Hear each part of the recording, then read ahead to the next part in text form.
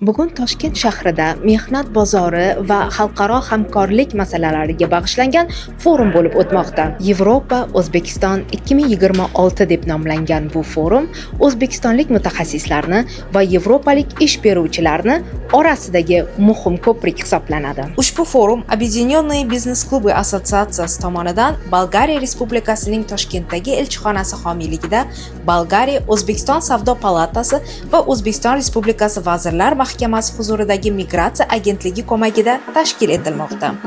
Forumda Bolgariya va boshqa Yevropa davlatlarida ish o'rinlari, mehnat va yashash sharoitlari, ularning afzallik va kamchiliklari muhokama qilindi. Shuningdek, mehnat migratsiyasi qonunchiligi, ruxsatnomalar, ishchi vizalari bilan bog'liq jarayonlar hamda mavjud muammolar va ularning yechimlari ko'rib chiqildi.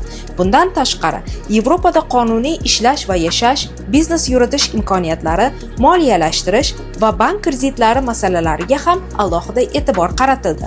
Tadbir davomida ta'lim, kasbiy tayyorgarlik, startaplarni qo'llab-quvvatlash hamda Horizon Europe va Erasmus Plus dasturlari orqali grant olish imkoniyatlari haqida ma'lumotlar taqdim etildi. Forumda Getwork xususiy bandlik agentligi faol qatnashib, sohaga doir muhim masalalar yuzasidan fikr almashdi.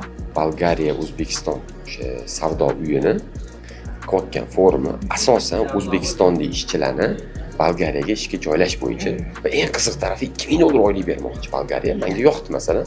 O'zbek xalqi boy bo'lsin deb o'ylayman baribir. 2000 dollar olsa, bu yerga borib ishlash kerak.